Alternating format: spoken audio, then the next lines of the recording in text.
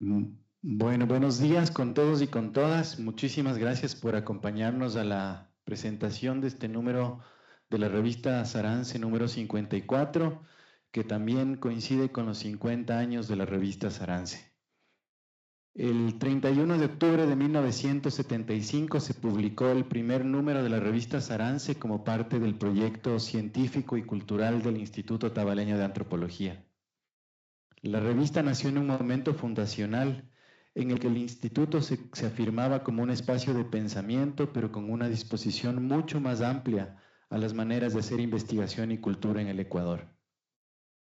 Desde sus primeros años, el IOA se convirtió en un nodo para investigadores de distintas partes del mundo. Figuras como Fernando Plaza Schuller, Steven Athens, Udo Oberem, Segundo Moreno Llanes, Horacio Larraín, Valdemar Espinosa Soriano, Juan Freire, Rosvin Harman, Norman Witten, Albert Meyers, Ruth Moya, Frank Salomon, Fernando Tinajero, Linda Cordell, Alan Osborne, Berta Ares y Belet Lebrel, entre muchos otros, formaron parte del instituto.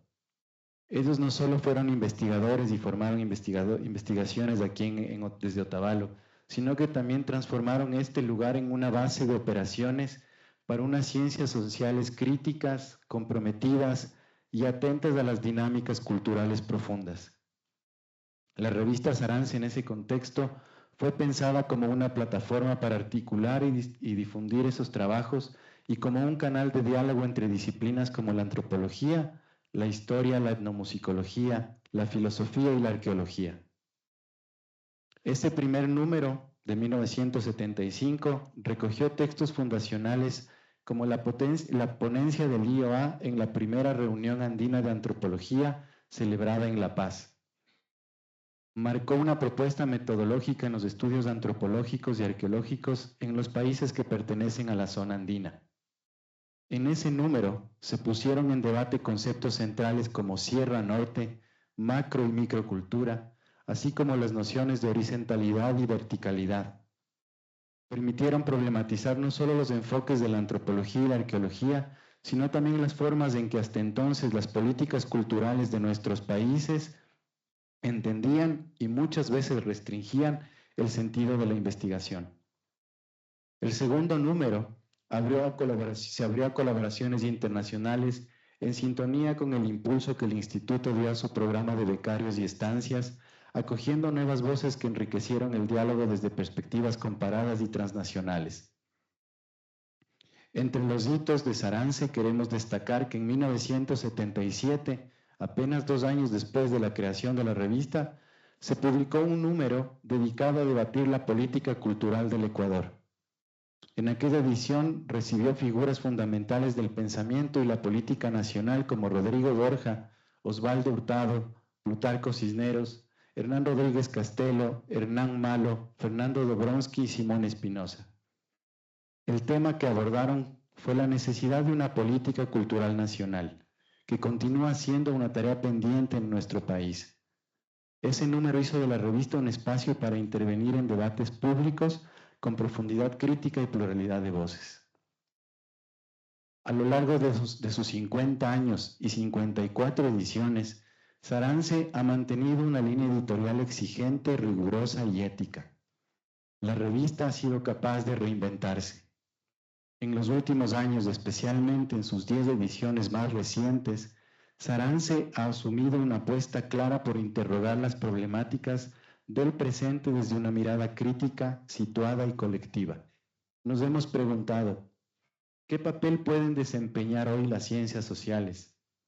¿Cómo pensar desde lo común sin clausurar la diferencia? ¿Cómo abrir espacios de pensamiento en lugar de cerrarlos? Para esto, la modalidad del dossier temático ha sido una herramienta clave porque hemos podido reunir voces diversas, geográfica y disciplinariamente, en torno a ejes comunes. El dossier número 54 de la revista Sarance aborda la vulnerabilidad como una condición fundamental de lo vivo y lo colectivo. Lejos de una lógica individualista, propone una ética de la interdependencia que reconoce nuestra exposición al otro, al mundo y a lo común. Esta noción, vinculada a la fragilidad, la precariedad y la exclusión, también encierra una potencia transformadora. Permite repensar nuestras instituciones y relaciones desde el cuidado, la afectación y la posibilidad de cambio. Agradecemos profundamente a los autores y a las autoras que han hecho posible este número, así como todas las personas que han sostenido a lo largo de 50 años las ediciones de Revista Sarance. Quiero agradecer al actual equipo del Instituto Tabaleño de Antropología, cuya labor rigurosa, generosa y comprometida ha permitido que esta revista siga siendo un espacio de pensamiento crítico en el país y en la región. Este número es el fruto de un trabajo colectivo sostenido y por décadas de compromiso intelectual, institucional y ético. Como parte de este trabajo, hemos buscado activar el debate crítico en torno a conceptos y corrientes de pensamiento contemporáneos. Para ello hemos invitado el día de hoy al doctor Josep Martí, nuestro invitado para la presentación de esta edición. Nos presentará una exposición sobre la vulnerabilidad y el poshumanismo. Me gustaría presentar a nuestro exponente el día de hoy. Josep Martí se doctoró en 1985 en la Philipps Universität de Marburg, en Alemania, después de haber cursado sus estudios de antropología cultural en Barcelona y Göttingen. Desde 1989 trabaja como investigador en la institución Mila i Fontanals del Consell Superior de Investigación Científica en Barcelona y del Institut Català d'Antropologia, donde dirige proyectos de investigación de su especialidad. Los principales temas de investigación se han centrado en los ámbitos de las nuevas significaciones sociales, del patrimonio cultural intangible, identidades colectivas y cultura, concretamente etnicidad y multiculturalismo, antropología de la música, antropología del cuerpo y más recientemente posthumanismo. Como antropólogo ha realizado trabajos de campo en diferentes países europeos, en Japón y en Guinea Ecuatorial, y esperemos que pronto en Ecuador. Los resultados de estos trabajos se han dado a conocer a través de varios libros, numerosos artículos publicados en revistas especializadas y exposiciones. Como docente invitado, imparte regularmente cursos de su especialidad en diversas universidades de España, especialmente en la Universidad Oberta de Cataluña y en la Universidad de Barcelona. Más allá de la profunda admiración personal por su trabajo, queremos expresar nuestro agradecimiento por su generosidad y por la apertura constante que ha tenido hacia nuestra revista y hacia nuestro instituto. Con ustedes, muchas gracias, Josep Martí. Muchas gracias por la presentación. Gracias por la invitación también. Estoy muy a gusto con vosotros, que yo ya os conozco. Y felicitaros también por todos estos años de actividad, que ya sé que no es fácil. Este tipo de institutos, de asociaciones, no tienen nunca la vida fácil. Es mucho trabajo siempre, pero cuando va bien también realmente es algo que la sociedad lo agradece y lo agradecerá. Bueno, yo calculaba más o menos 40 minutos. Si me alargo un poco más, pues me lo decís. El tema daría mucho de sí. Ya sabes que yo trabajo últimamente dentro del ámbito teórico y metodológico de lo que es el poshumanismo. No voy a explicarlo ahora, solo, bueno, ya conocéis lo que es, pero solo recordar de que el poshumanismo es una visión muy crítica hacia el humanismo más tradicional, ¿no? Una visión crítica, una visión propositiva, ¿no? Una crítica propositiva, de ir más allá, de intentar encontrar, al menos por lo que respecta a mí, a la antropología, esta antropología sutil, ¿no? Que a veces la encontramos a faltar en estudios previos. Y bueno, y las características básicas, que lo vamos a ver un poco también a lo largo de mi exposición, de lo que es el poshumanismo, pues es sobre todo el post-antropocentrismo, ¿no? Así pues criticando el antropocentrismo propio de lo que es el humanismo, la relacionalidad, la idea básica y fundamental de que todas las cosas están en relación y no tiene sentido querer entender algo de manera discreta. Y, bueno, y por último también la visión no dual, en contra de ese dualismo típico y clásico cartesiano, con el que normalmente la ciencia más tradicional pues se mueve.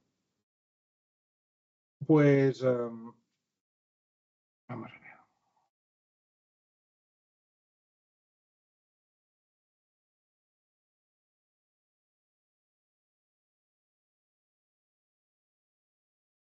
Normalmente, cuando pensamos en el hombre de Vitruvio, por ejemplo, cuesta mucho verlo resonar, ¿no? En muchos cuerpos, ¿no? El hombre de Vitruvio es, ¿no?, esa imagen ideal del ser humano, en este caso pintado por Leonardo da Vinci, y cuesta mucho realmente pues verlo resonar, ya sea por características físicas o por las actividades que realizan los seres humanos.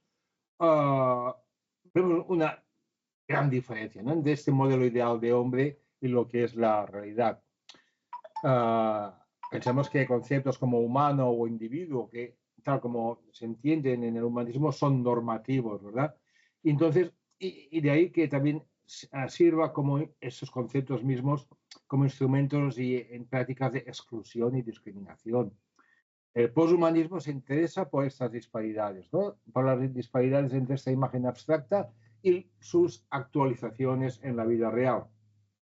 Por ejemplo, la exclusión de humanos, ¿no?, lo que nos ha llevado a excluir humanos de hecho, de la humanidad, ¿no?, de humano. Pensemos en la antigüedad, ¿no?, en los esclavos, en determinados grupos racializados. Obviamente, hoy ya no pensamos así, pero aún así, hoy tenemos que hablar pues, de sexismo, tenemos que hablar de racismo, tenemos que hablar de edatismo, tenemos que hablar de capacitismo. Todo eso interesa al poshumanismo, y también hay que hablar de ocupacionismo, que va a ser un poco el tema de hoy.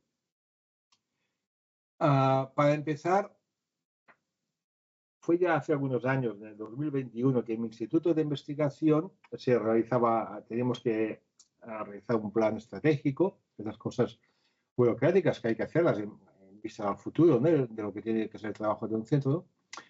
Y bueno, y en este plan estratégico que se nos presentó y los científicos lo teníamos que, bueno, aprobar o dar también algún comentario, pues obviamente se nombraban pues todos los diferentes investigadores, el servicio de biblioteca, la administración, y a mí me llamó la atención de que no figurase en este plan estratégico el nombre del personal de limpieza, ni del personal de limpieza ni de conserjería, que son gente a la que vemos cada día, ¿no?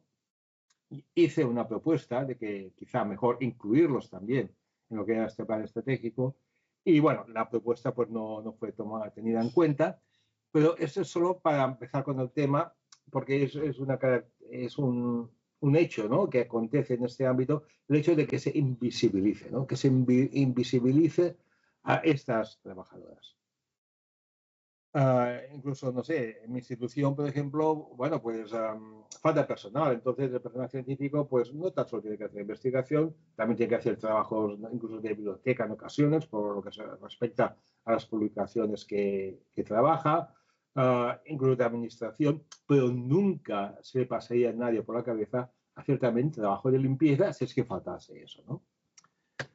La cuestión es esto, es esa invisibilización de este colectivo, de este tipo de actividad, algo que también lo encontramos en otros artículos que hablan de la temática fuera de España, en Inglaterra, en algunas universidades, sucede exactamente lo mismo, o algo también que, bueno, que también se ha dicho mucho, en España ha habido pues diversos, las denominadas Kelly, ¿no? No sé si en Ecuador se denominan de la misma manera las Kelly. Son las trabajadoras las que se encargan pues de limpiar las habitaciones de los hoteles, muy maltratadas laboralmente, ¿no?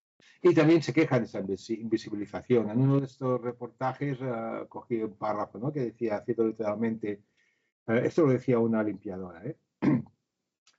He llegado a estar en situaciones tremendas, como cuando estás limpiando el baño y un señor pasa, ni te mira y se pone a hacer pis como si no estuvieras.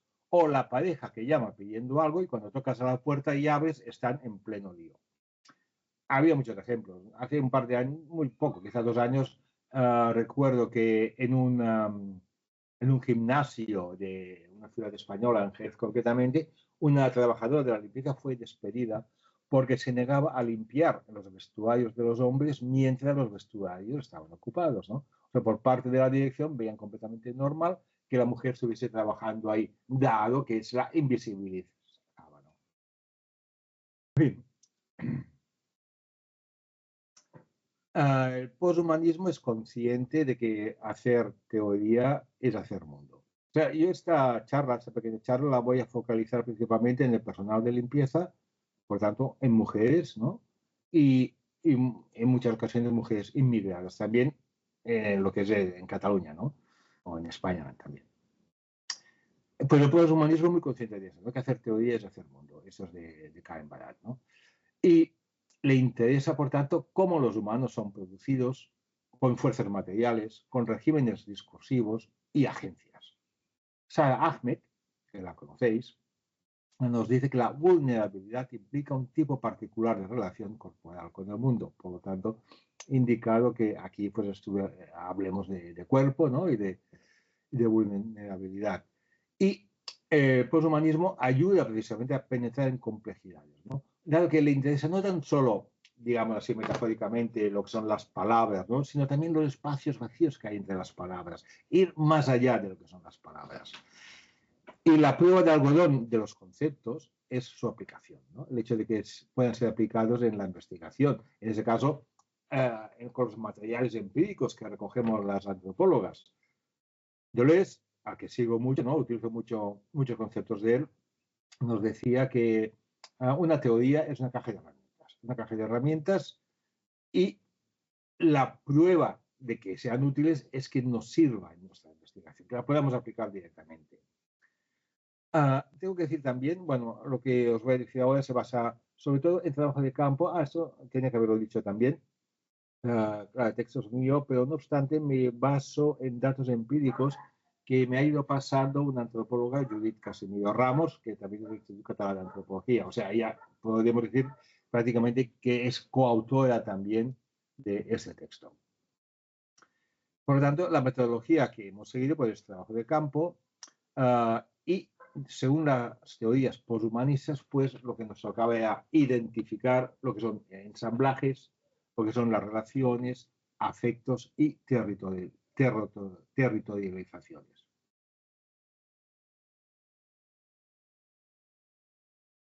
Quizá buena idea empezar con la idea de sociedad, ¿no? La idea de sociedad. Sabemos que la limpieza es un valor social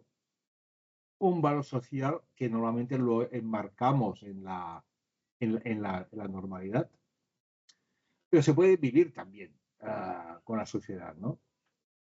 Quizá en casos de estrés social. Podemos decir, por lo tanto, que el personal de limpieza que nos sobra son necesarios, pero quizá tampoco imprescindibles. En cualquier profesión, las personas que trabajan en ella están en contacto con materialidades, ¿no? Ya sea el escritorio, ¿no? En nuestro caso estamos en el escritorio con las materialidades que hay en él, ¿no? Los lápices, etcétera. O el taller del mecánico, pues con las herramientas, los productos que tiene para trabajar el mecánico, o la modista, ¿no? Con sus hilos, con sus alfileres, con sus patrones, etcétera. Están siempre en contacto con materialidades. Y aquí hablamos de contaminación. Los materiales, en este caso, contaminan, ¿no? Hay muchos casos de los que somos muy conscientes, los mineros, la gente que trabaja en los laboratorios, saben, ¿no? Que lo que hacen pues, puede contaminar y es peligroso. Pero aquí también hay que añadir siempre el registro simbólico, ¿no? O sea, el carnicero, por ejemplo, manipula carne y está hecho con la bata quizá roja, o sea, por la sangre, tiene el bloque de madera pues también con sangre, corta la carne, etc. Y de alguna manera, carnicero es sinónimo de cruel o de truculento, ¿no? Aunque él como persona pues sea la mejor persona del mundo. Digamos que a través de aquello que la persona toca se contagia aquello que socialmente se otorga la materialidad. Los libros, pensemos en un bibliotecario, ¿no? Un bibliotecario, pues quizá lo relacionemos con la erudición, ¿no? La sabiduría que implican los libros, aunque no lo sea él, ¿no? O antes hablaba de la modista se la puede asociar fácilmente con elegancia. Al carnicero no lo asociaríamos con sutilidad, por ejemplo, ¿no? Las materialidades siempre tienen la capacidad de ejercer agencia. Agencia es un concepto muy importante para nosotros. Las mujeres de la limpieza, pues están con la sociedad, con la porquería ¿no? de cada día. En ocasiones se encuentran con sorpresas, ¿no? Desagradables, vómitos donde no tendrían que estar, lavabos a veces más sucios de lo que normalmente sería el caso. De manera que la mujer de limpieza puede estar habituada o no tan habituada, ¿no? A esta suciedad que se va encontrando en su quehacer. Y antes decía, ¿no? Que toda materialidad implica contagio, y aquí Stesia Laimo nos habla de transcorporalidad, ¿no? Y nos dice, dado que la sustancia de los cuerpos es inseparable de su medio, el medio pasa a formar parte de nuestra sustancia. A primera vista, pues, la sociedad pertenece a la dimensión física, pero dado que cuando hablamos de sociedad estamos hablando de cuerpos y partículas que están fuera del lugar, ¿no? Interviene también la parte simbólica, ¿no? El polvo que podemos encontrar en un camino de montaña cuando vamos de excursión no se considera sociedad. Pero en cambio, cuando esas mismas partículas del polvo nos las encontramos adheridas a nuestro cuerpo, entonces sí que se entienden como sociedad. O pensemos en la misofilia, ¿no? Donde el valor que se da a la sociedad no es el mismo que normalmente se le da a ella, ¿no? Digamos que siempre es un valor relativo a la diferencia, ¿no? Que podemos hacer de sociedad o no sociedad. Sobre la dimensión simbólica de la sociedad, ya nos habló mucho la Mary Douglas, pues no voy a repetir, ¿no? Digamos que sería una antropóloga de referencia ya de los años 60. Y a partir de la Mary Douglas, bueno, pues se ha entendido de alguna manera, simbólicamente, limpieza quizá igual, en sus palabras, ¿no? Con sus palabras, igual a bondad, suciedad igual a maldad. Es decir, que nos dice ella, que la sociedad no es tan solo física, sino que es también moral. La mujer de la limpieza pues ve, toca, rasca, huele la sociedad, se empapa con partículas fuera de lugar. Y la suciedad no es solo una cualidad de las partículas físicas, sino por el hecho de que se encuentren donde no tienen que estar en el mismo cuerpo de la persona, pues tiene todas estas repercusiones simbólicas. Digamos que ensuciarse es algo propio de muchos trabajos, ¿no? El mecánico de coche se ensucia pues, con la grasa de los vehículos, el aceite, huele también. El campesino pues tiene siempre puede tener las manos llenas de tierra. La panadera pues con todo lo que, ¿no? Todos los productos para la elaboración de lo que se hace en la panadería, harina, etcétera. Pero esta suciedad generalmente no nos causa el mismo horror que la suciedad propia a la que asociamos a la mujer de la vida. La suciedad del mecánico, del campesino, de la panadera, se sabe el origen, ¿no? Sabemos más o menos lo que es. En el caso de la mujer de la limpieza nos encontramos con heterogeneidad, ¿no? ¿Qué es la suciedad con la que ella trata cada día, ¿no? Puede ser polvo, pueden ser cabellos, puede ser orina, puede ser comida, cosas orgánicas, no orgánicas, visibles, microscópicas, ¿no? Que a veces la suciedad microscópica nos da más pavor, ¿no? Que no la que se ve.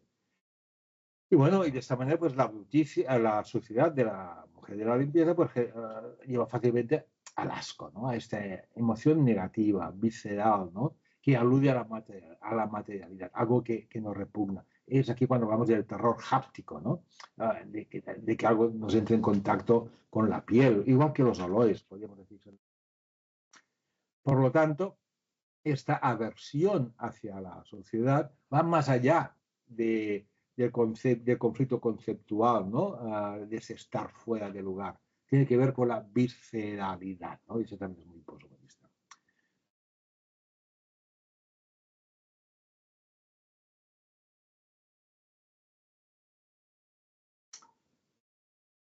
La sociedad tiene la capacidad de ejercer agencia. O sea, no nos olvidemos que en el poshumanismo entendemos la agencia, ¿no? La capacidad de ejercer agencia, no solamente como algo propiamente humano, sino que va mucho más de los humanos, ¿no? O sea, todo puede ejercer su agencia, ¿no? A diferencia de lo que pensaba la sociología más tradicional. Y este es un párrafo que lo encontré interesante. Lo encontré en un artículo de una investigadora, creo que es argentina, Bárbara Galarza, ¿no? Que precisamente trabajaba también sobre, el título de su artículo era Locas de la limpieza y técnicas industriosas del cuerpo en una villa obrera. en Argentina, creo. Y nos decía esto, ¿no? Lo tenéis en la diapositiva. Pues ahí estoy sentada mirando televisión a la tarde, tomando mate, tranquila, y miro los vídeos y los veo sucios y enseguida agarro un trapo y me pongo a lavarlos. No me puedo quedar quieta, es más fuerte que yo. Mi hermana el otro día me dijo que no viene más a visitarme. Dice que nunca me quedo sentada, que cuando viene me pongo a hacer algo siempre. Pero es que si quedaron los platos de mediodía, no los puedo dejar ahí sucios. Me pongo a lavarlos. Es más fuerte que yo, ¿no? Es más fuerte que yo, ¿no? Es indicativo del poder de agencia, ¿no? Que en ese caso pues tiene la sociedad. O sea, no podemos apartar la mirada, no podemos estar quietos, no podemos estar en la silla. Ahí tenemos que levantarnos y eliminar la sociedad. Y bueno, y está claro que la sociedad no interpela a todo el mundo igual, ¿no? Esto también lo sabemos en nuestra sociedad, ¿no? Las sociedades occidentales no interpela igual generalmente a la mujer como interpela al hombre. Aquí también entraríamos, que es importante, cuestiones de género.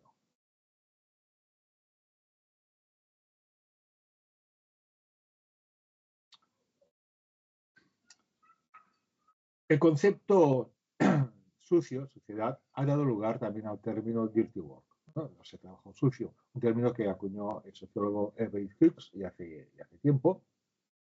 Con ese término pues, se refería a las labores desagradables o degradantes.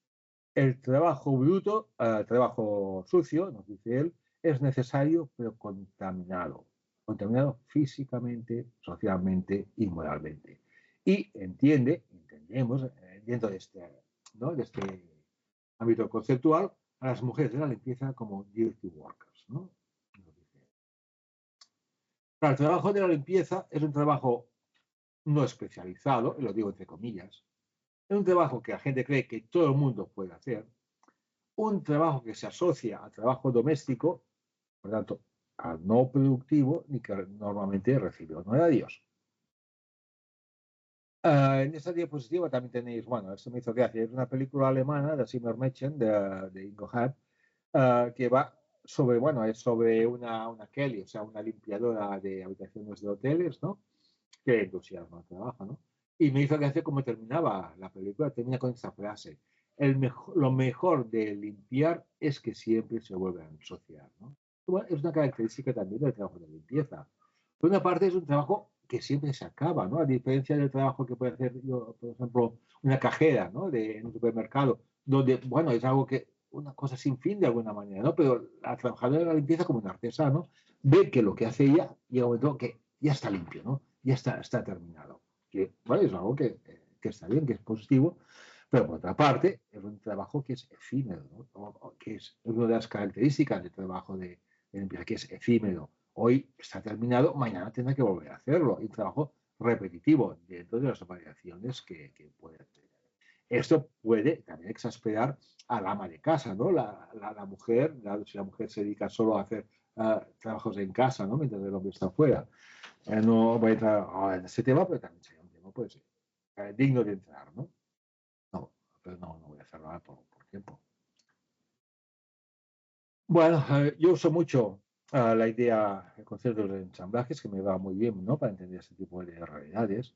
Digamos que como cualquier actividad, el trabajo de la limpieza se incorpora o participa de ensamblajes muy concretos. ¿No? Bueno, os recuerdo, ya os sabéis, pero el ensamblaje no es la idea de Deleuze y Guattari, ¿no?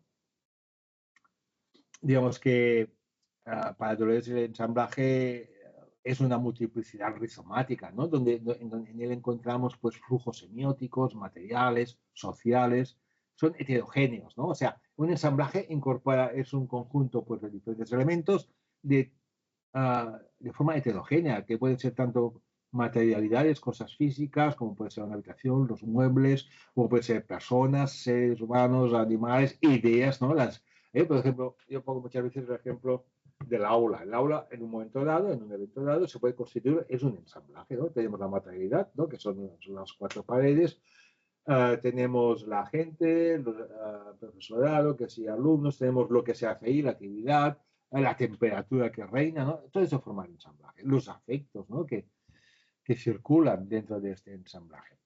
Y en el caso de los trabajos de limpieza, ¿qué es lo que tiene este ensamblaje? De otras muchas cosas, por ejemplo, pues encontramos ideas, estructuras laborales, los utensilios, tecnologías, las personas, los valores, pero también, obviamente, prácticas neoliberales, ¿no? Como puede ser el individualismo, la competitividad, la mercantilización, etc.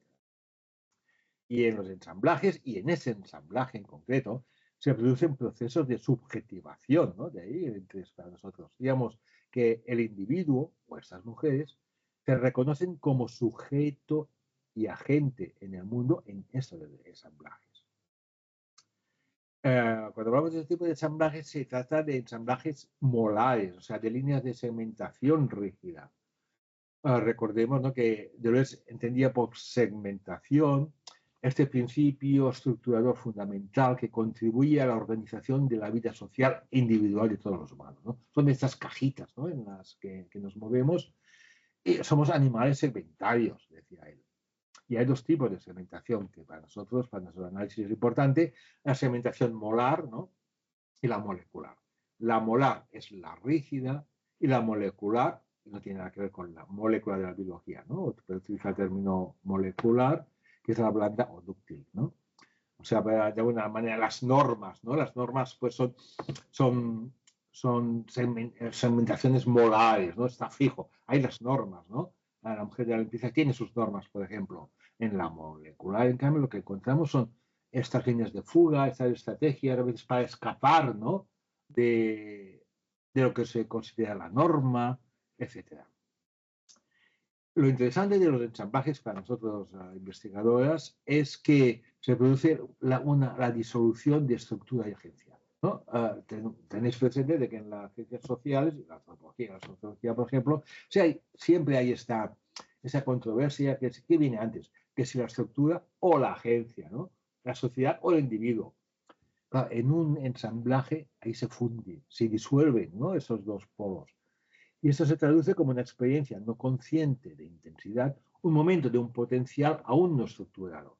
Y tener esto en cuenta facilita no caer en el individuocentrismo, ¿no?, ni renunciar tampoco a la realidad de las estructuras de las instituciones.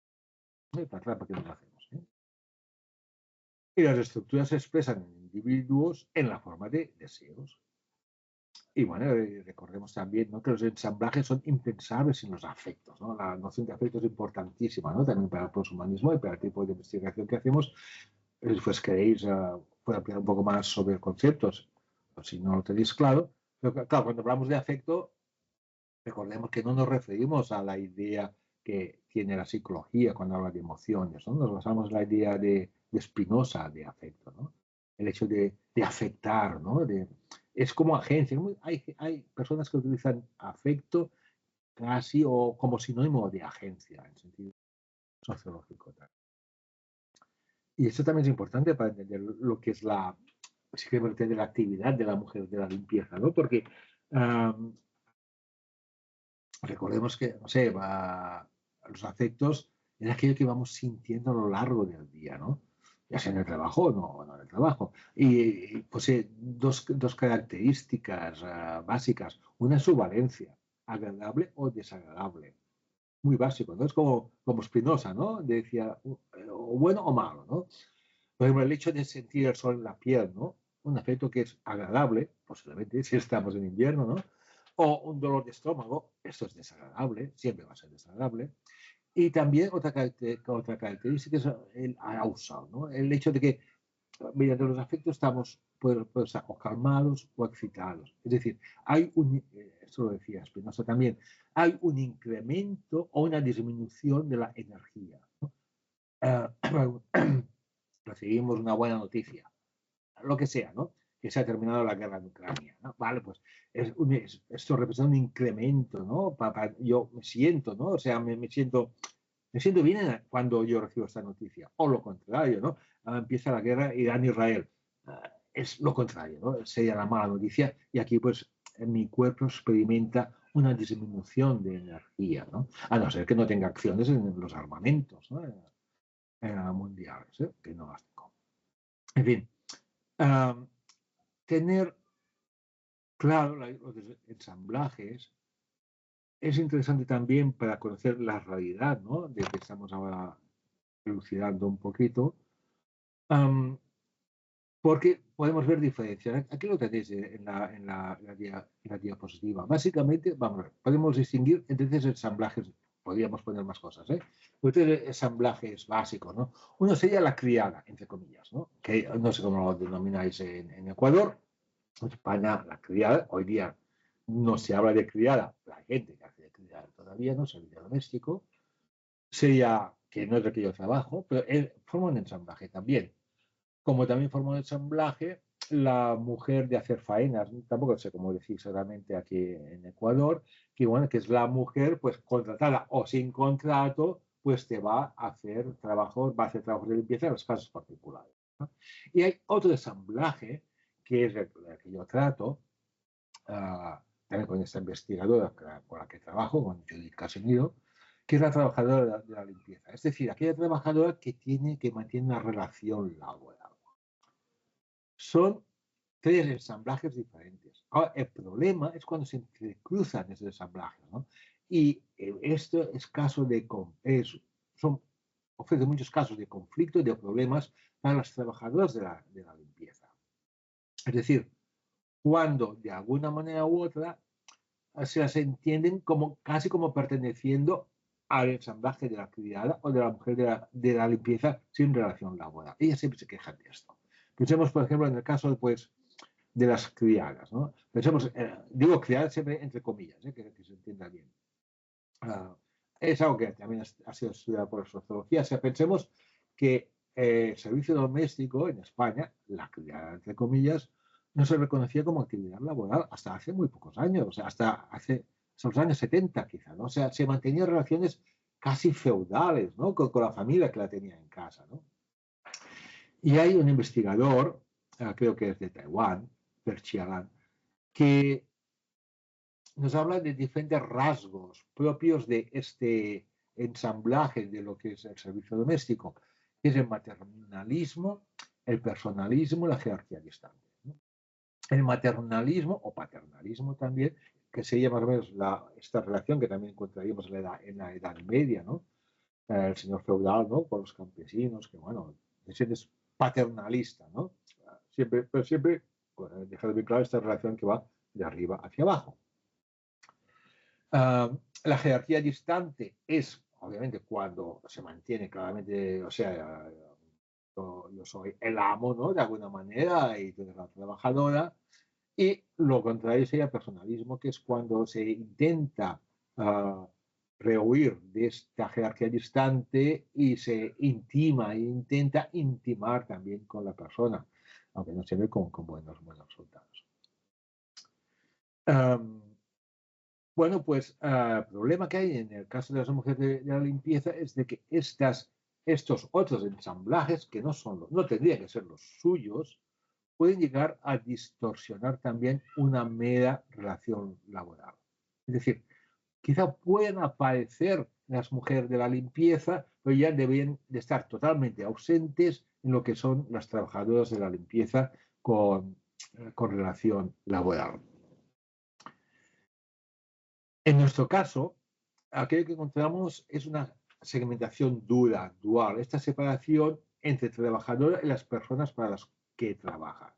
Es algo que incluso, al menos en mi ciudad, de Barcelona, a mí me sorprendió mucho cuando lo veía, muchos años obviamente.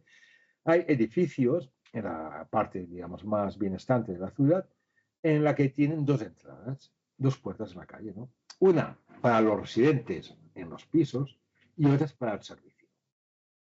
Es decir, aquí nos encontramos con una segmentación hecha piedra. Y esta segmentación se mantiene de múltiples maneras, ¿no? El uniforme, por ejemplo, ¿no? El uniforme que va más allá de su valor meramente representacional. Si le damos importancia a la performatividad, ¿no? En la performatividad se deshace este binarismo, el sujeto-objeto, ¿no? que encontramos en el individuo uniforme. Digamos que la indumentaria es performativa y hace emerger la personalidad de la mujer de la limpieza. Sabemos que a través del cuerpo experimentamos procesos de subjetivación y la indumentaria es una herramienta, lo sabemos, entre otras cosas, de regulación social, ¿no? Y el uniforme también es una manera de aplicación del poder sobre los cuerpos. Es decir, que más allá, ¿no?, de las funciones, si no nos podemos pensar cuáles pueden ser las funciones de los uniformes que llevan las mujeres de la limpieza. O sea, generalmente, o sea, y supongo que en Ecuador sea lo mismo. Aquí en España hay muchas empresas, ¿no?, que se dedican a la limpieza. Esas empresas tienen, pues, a su personal, mayoritariamente mujeres, y digamos que la accede a despachos, empresas, para que les hagan la limpieza. Sí, pues estas mujeres mantienen una relación laboral con la empresa de limpieza, ¿verdad? Y van con uniforme, van con uniforme. Claro, nos podemos pensar, ¿y por qué el uniforme? Quizá, bueno, lo más lógico, normal, quizá para que no se confunda con trabajadores de la empresa en la que están limpiando, quizá como medida de control, para que no hagan pausas, ¿no? Y incluso publicitario también, porque las batas que llevan, los uniformes siempre tienen el nombre de la empresa, ¿no? De la empresa de limpieza. Pero bueno, pero también el uniforme visibiliza también esa invisibilidad social, ¿no?, a lo que me refería al principio. Yo eso lo he experimentado, ¿no? En mi instituto de investigación, donde tenemos un largo pasadillo donde hay libros y estas cosas que van a los diferentes despachos, y yo me he fijado cuando pasa alguien que no es del instituto especialmente, ¿no?, y hay una trabajadora limpiando, pues no se la saluda. No hace falta saludarla.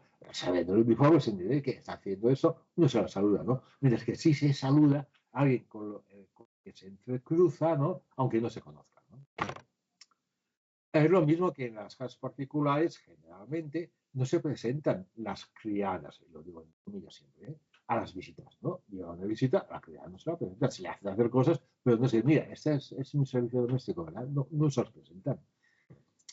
Y en estas empresas de limpieza también se recuerda que las trabajadoras tienen que tener poca interacción, ¿no?, con el personal de la empresa en la cual hacen la limpieza. En los trabajos de personal de limpieza, pues hay movimientos de territorialización y de territorialización. Por lo que os decía antes, en las trabajadoras de la empresa de limpieza existe una relación laboral. Por lo tanto, no se espera que aparezcan fenómenos como el maternalismo, como el personalismo, algo que sí encontramos en el servicio doméstico. Tienen que hacer trabajos muy concretos, ¿no? Limpieza convencional, es lo que normalmente aparece en los contratos, pero muy a menudo tienen que hacer frente a movimientos de territorialización que les vienen de esos ensamblajes que no son propios de ellas, ensamblajes más ligados con la idea de servitud que no la de la relación laboral. Ellas se quejan mucho, o sea, yo haciendo trabajo de campo, ¿no?, me decían, se quejan mucho cuando cualquier persona del lugar donde hace la limpieza, digamos una fábrica o un despacho, ¿no?, por ejemplo, les dice lo que tienen que hacer, ¿no? Ahora límpiame la papelera, ahora frégame eso otra vez.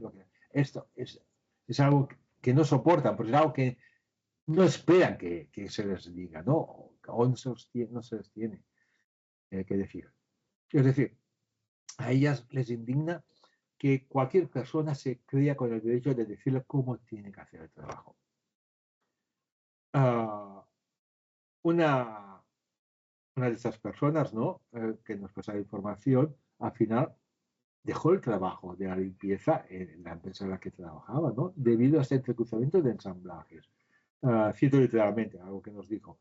Cuando un encargado de almacén le ha dicho que si puede, me ha dicho, bueno, eso lo decía otra persona, ¿no? Cuando un encargado de almacén le ha dicho que si puede pasar la mopa por el almacén más a menudo, bueno, la hipótesis es que todos son nuestros jefes. Todo el mundo limpia, ergo lo conoce y puede opinar. Es decir, se difunden los límites de lo que es la trabajadora y lo que es la sirvienta. Y cuesta mucho de digerir, ¿no? Y esas tensiones se pueden conceptualizar como producto de subjetividades esquizoides. Es decir, serían esos puntos de contacto, ¿no?, de intersección entre diferentes ensamblajes.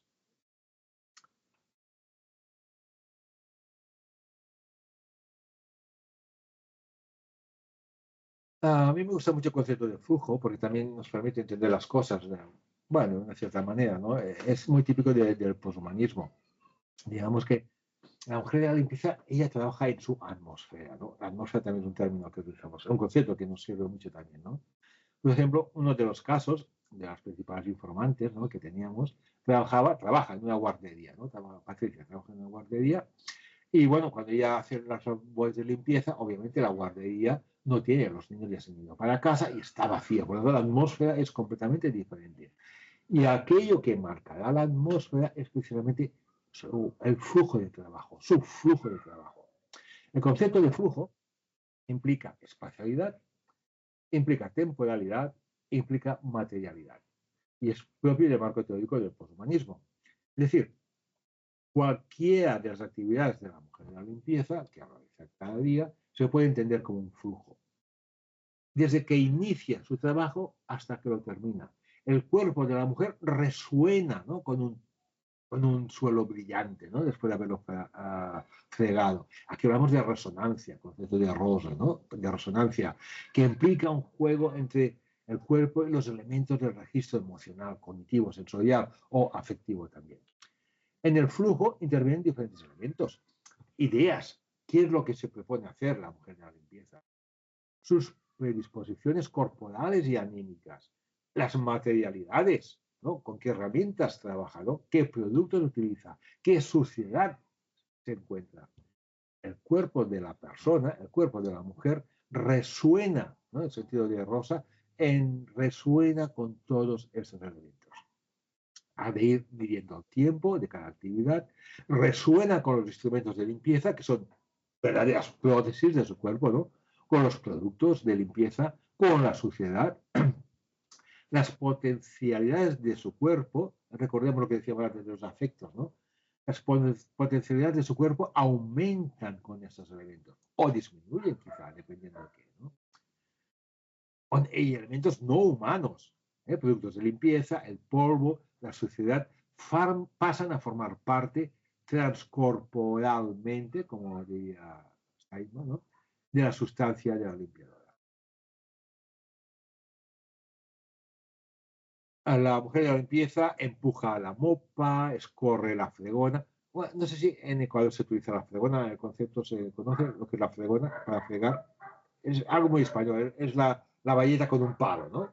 Aquí se entiende como imprescindible. El trapo sobre las superficies. Cada una de estas acciones afecta a su cuerpo, lo estimulan, lo cargan, lo cansan, le pueden causar lesiones, que están muy tipologizadas, y ella misma se puede sentir bien pujante, ¿no?, con los movimientos diestros, ¿no?, que hace con la fregona, o bien con el cubo, ¿no?, el cubo cargado de agua, que él estira los brazos hacia abajo, ¿no?, y le golpea los tobillos. Cada elemento de suciedad que encuentra, ya sea papel, polvo, huellas en las paredes, le chupan su mirada escrutadora, ¿no? Ella tiene que rascar la crosta, ¿no?, de la suciedad, tiene que perseguir el polvo que se le escapa, ¿no?, de la pala, tiene que mover muebles, ¿no?, para encontrar lo que se halla ahí debajo, ¿no? De alguna manera, la mujer de limpieza está en un estado de devenir, de becoming, ¿no?, en el sentido de bebés, con la mopa, con la fregona, con el trapo, con el cubo. Estamos hablando de afectos.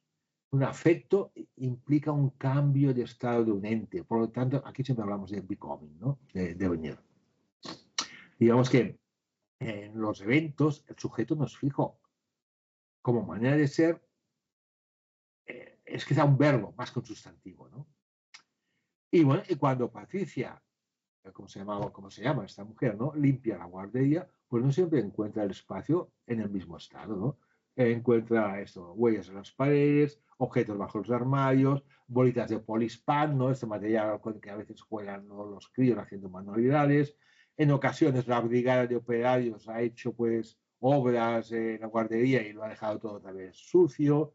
Reuniones de los padres, ¿no?, fuera de horario, o sea, cuando los chicos están en casa, a veces hacen reuniones con los padres, ¿no?, que vuelven a pisar el suelo, quizá fregado antes. Y bueno, y al margen, pues, de la idea de trabajo como estructura, el trabajo de Patricia, o de una mujer limpiadora cualquiera, se lo puede considerar más bien como una potencialmente infinita concatenación de múltiples componentes que hacen que cada día, dentro de la repetición, no sea igual al anterior. Por lo tanto, el trabajo de la mujer de la limpieza tiene rasgos propios de los flujos. Actividad, volatilidad, autocreación, productividad e impredictibilidad, ¿no? A diferencia de otros trabajos que pueden ser tareas más mecánicas y más previsibles. Para la mujer de limpieza siempre hay nuevos retos con la sociedad, ¿no? Que requieren inventiva y creatividad. Y bueno, en la sociedad, tal como la experimentan las mujeres de la limpieza, no se vive igual que la persona que le encarga el trabajo de limpieza. No queda siempre claro qué quiere decir terminar el trabajo de una forma correcta, ¿no? Por lo que decía, en los contratos,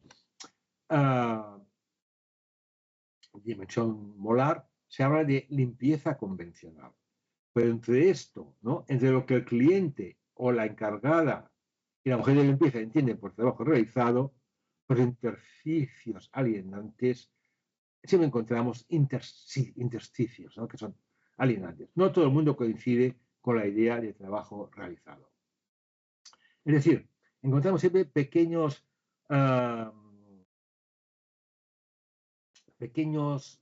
espacios en el flujo que pueden generar sorpresa, enfado o desazón. Y esto forma parte de la realidad molecular del día a día, momentos de alienación en lugar de resonancia.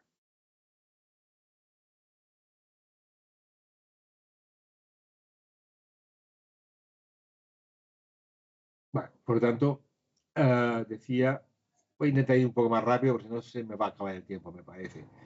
Las características de los flujos son textura, tiempo e intensidad, ¿no? La textura, en el caso de la mujer de limpieza, el tipo concreto de la actividad, el tiempo, la velocidad, la intensidad, la capacidad de afectación que tiene el flujo. Y los cambios en esos parámetros inciden en la regularidad del flujo.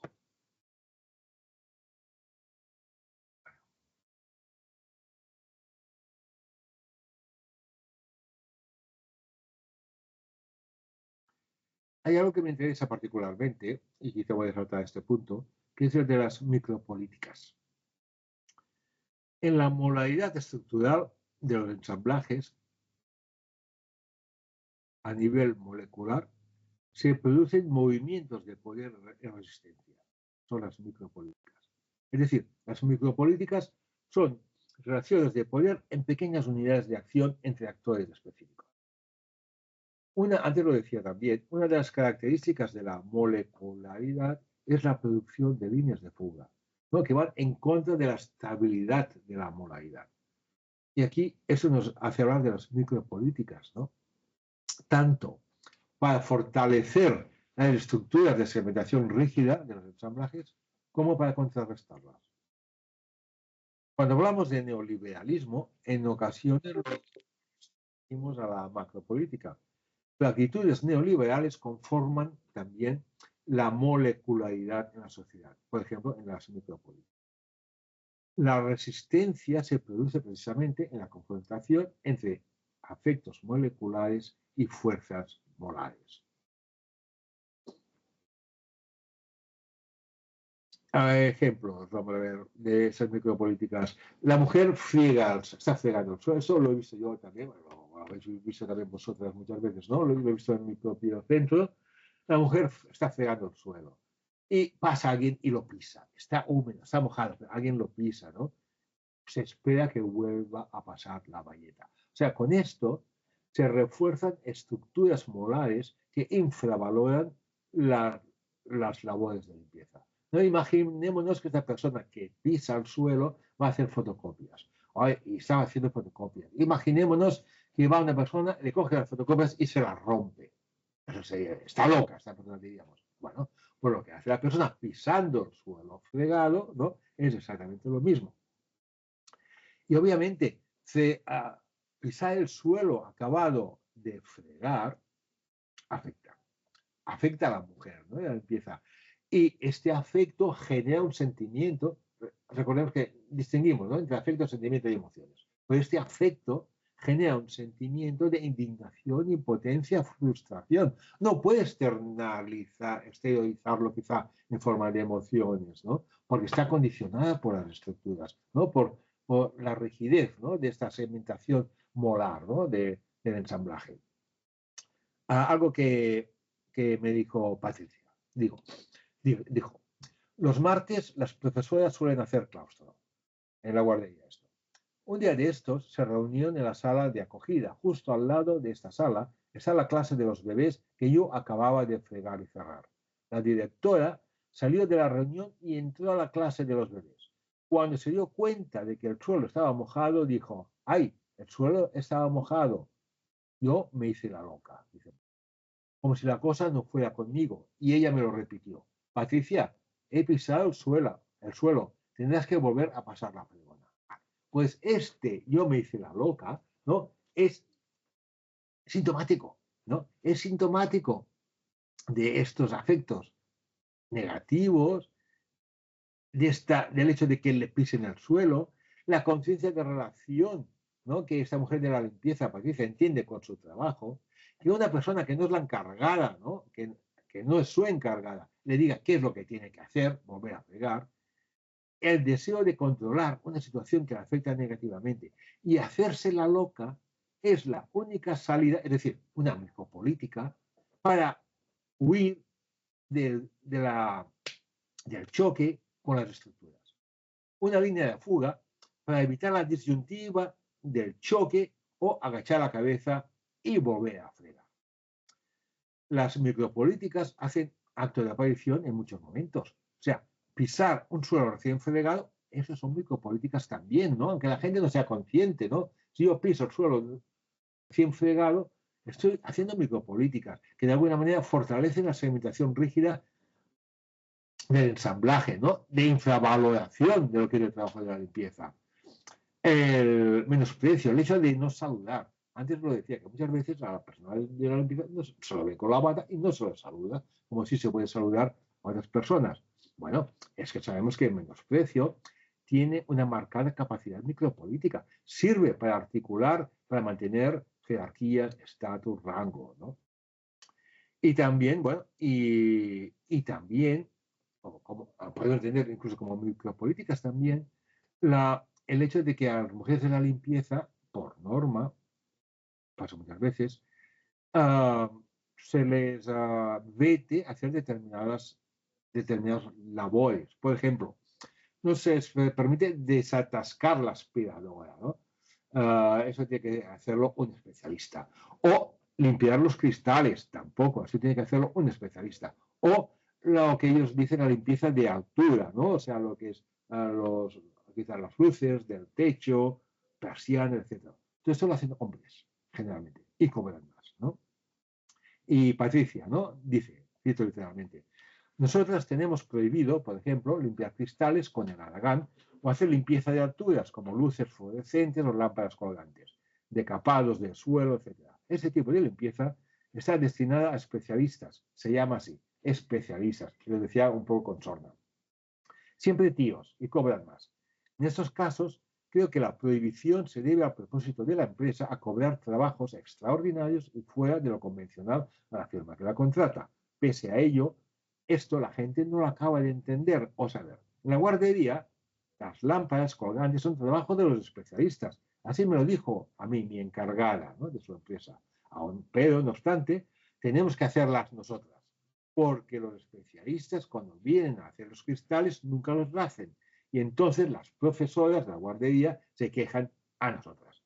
Claro, esas realidades generan nudos de intensidades, ¿no?, en la que confluyen diferentes tipos de afectos, ¿no? El hecho de que una mujer se haya de entender como no especialista, el hecho de que los especialistas sean hombres, aquí entramos cuestiones de género, que a pesar de que no se les reconozca la capacidad de hacer esos trabajos, se les pida que lo hagan y que saben, ¿no?, que a ellas se les paga menos para hacer el mismo trabajo. Bueno, todas esas micropolíticas tienen como función poner orden a una segmentación rígida. Y cuando la mujer de la limpieza trabaja en casas particulares, también encontramos líneas de segmentación, ¿no?, características, como, claro, la línea entre lo que es tu casa y lo que es mi casa no está siempre clara, ¿no? La mujer de la limpieza trabaja en una casa donde no reside. Y digamos que la segmentación social y la espacial, en este caso, pues no coinciden. Y eso se ve en pequeños detalles, ¿no? También de micropolítica. Por ejemplo, muchas veces a esta mujer que trabaja en una casa particular, a descansar, no la vemos que descanse nunca en el sofá del living de la familia. Si quiere descansar, mejor en la silla de la cocina, ¿no? También hay un rasgo que me ha venido por diferentes costados, que es la manía que tienen también, en ese caso, las familias, a darles cosas a sus trabajadores de la limpieza, ¿no? Es decir, actitudes maternalistas que apuntan a distinciones jerárquicas. Esta idea de que, bueno, tú no tienes dinero, a mí me sobra, mira, ese bolso que yo no uso, te lo puedes llevar para tu casa si quieres. Cosa que a ellas les molesta mucho. Les molesta, ¿no? Porque marca esa distinción jerárquica. Hay un libro de la escritora norteamericana Lucia Berling que se titula precisamente, a mí me sirvió mucho, se titula Manual para Mujeres de la Limpieza, ¿no? Y lo que va diciendo, pues tiene que ver con estas micropolíticas de las que lo estoy hablando ahora. En una de sus páginas nos dice, dirigiéndose a la mujer de la limpieza, aceptad todo lo que la señora os dé y decir gracias. Luego lo podéis dejar en el autobús, en el hueco del asiento. O también micropolíticas para burlar la segmentación rígida en ocasiones que lleva a explotación laboral, ¿no? Berlin, o sea, quejándose a veces de exceso de trabajo, dice, yo dejo la aspiradora encendida media hora, un sonido relajante, y me tumbo debajo del piano con un trapo de limpiar el polvo en la mano, por si acaso. Simplemente me quedo ahí tumbada, tarareando y pensando. El hecho de negarse a pasar la valleta, ¿no? Cuando Patricia se hizo la loca, también sería micropolítica. O sea, había muchos ejemplos. Bueno, yo creo que se me acaba el tiempo. Yo es que solo quería decir dos cosas sobre la idea de ocupacionismo. Claro, todo esto nos lleva a hablar de una patología social, ¿no? Que también tenemos que tener en cuenta. ¿No? Porque antes decía, el poshumanismo, si queréis, en 5 minutos termino, para no hacerme pesado. El poshumanismo se preocupa por las disparidades, decía, ¿no? Entre esta imagen, ¿no? Abstracta del hombre de Vitruvio, ¿no? Con la persona, con el humano de la vida real. Y por lo tanto nos preocupan las discriminaciones sociales. Y el poshumanismo se preocupa por el sexismo, por el racismo, por el edatismo, por el capacitismo y obviamente también por el ocupacionismo. El poshumanismo es muy crítico hacia muchos aspectos del neoliberalismo. Digamos que el orden neoliberal, lo sabemos todas, va más allá de la economía. Es una colonización ideológica, ¿no? La idea básica, ¿no? Del beneficio, el provecho según el mercado, es aquello que determina los valores. Y esa actitud la encontramos obviamente en el terreno de la economía, pero también lo encontramos en las relaciones personales, en el ámbito del conocimiento, en la medicina. Es decir, el principio de competencia por encima del de cooperar. Propio del régimen neoliberal es el individualismo, es el clasismo, es legitimar desigualdades sociales, la falacia meritocrática, ¿no? Y el principio ideológico del rendimiento individual. Y esta idea de igualdad de oportunidades no encaja con la realidad social. El individuo forma parte de un entramado semiótico, material y multidimensional de sus ensamblajes. Y Frederick Lordon, con mucho acierto, decía, no se puede combatir el imaginario neoliberal si no se ataca su núcleo duro, metafísico, su idea de hombre, ¿no? Hombre entre comillas. Y bueno, si tenemos en cuenta, ¿no? La estratificación neoliberal de nuestra población en términos laborales, vemos la vacuidad del eslogan típico del humanismo de que todos los humanos somos iguales en dignidad. Ahora, ocupacionismo. Obviamente, el neoliberalismo se sirve del ocupacionismo, ¿no? El término fue definido por John Humboldt, que lo entendía como la discriminación de la persona en base a su ocupación laboral, o hacer juicios sobre las características y valor de las personas basadas en sus ocupaciones laborales pasadas, presentes o futuras. Es decir, El hecho de encasillar a las personas nos lleva a estructuras clasistas. Y la explotación laboral del neoliberalismo se sirve del ocupacionismo. Con el ocupacionismo, precisamente, se legitima esta injusta distribución salarial. Algo que yo no entiendo nunca. ¿Por qué se paga tan poco a la mujer de la limpieza si tan necesario es su trabajo? Obviamente, aquí tenemos que pensar en la distinción axiológica que se hace entre trabajadores manuales y trabajadores intelectuales, entre producción y reproducción, ¿no? La diferencia entre estos pares de palabras está en una menor retribución. Y todo esto lo refuerza la falacia meritocrática, ¿no? La idea que entiende el individuo como autónomo y agéntico, o sea, ideología pura. A veces Patricia quejándose, ¿no?, con sus encargados, ¿y por qué mi sueldo es tan bajo, ¿no? Y se le decía, sí, claramente, es que a ti no se te paga para pensar, ¿no? Esta distinción, ¿no? Lo intelectual y lo manual, por ejemplo. Y bueno, y esto nos hace pensar también que toda división técnica del trabajo es una división social, de Althusser, ¿no? Y también en clave de división sexual del trabajo, ¿no? En la cual, si el trabajo de reproducción, entendido como trabajo doméstico, constituye un factor explicativo del empleo femenino, se ha de entender como el núcleo de las desigualdades de género. Hay ocupaciones con más prestigio que otras, ¿no? Pues sabemos que el prestigio es contingente y varía siempre según época, según sociedades. Uno de los, por ejemplo, la profesión de músico, ¿no?, que no se ha visto siempre de la misma manera. Un rasgo característico de las sociedades complejas es la división del trabajo. Es decir, aquí encontramos, o ello da un desigual repartimiento de prestigio en las diversas ocupaciones. Pero que sea característica esta división del trabajo no significa que lo tengamos que naturalizar. Es igual que el sexismo, ¿no?, el racismo, que son ideologías de sociedades complejas, pero hay que contrarrestarlas. Y lo mismo pasa con el ocupacionismo. El ocupacionismo es una patología social, ¿no?, porque sirve para minusvaluar o sobrevalorar a la persona por el trabajo que realiza.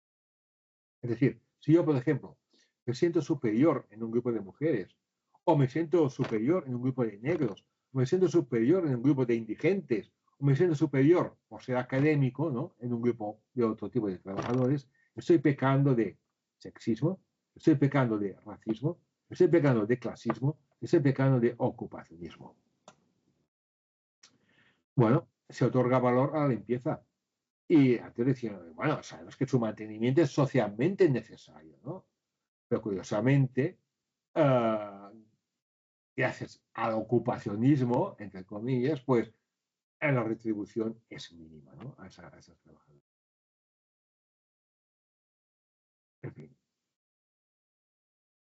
En fin, yo casi prefiero terminar aquí mi charla para no excederme en el tiempo. Han quedado cosas en el tintero, pero bueno, yo más o menos es lo que os quería quizá decir, ¿eh?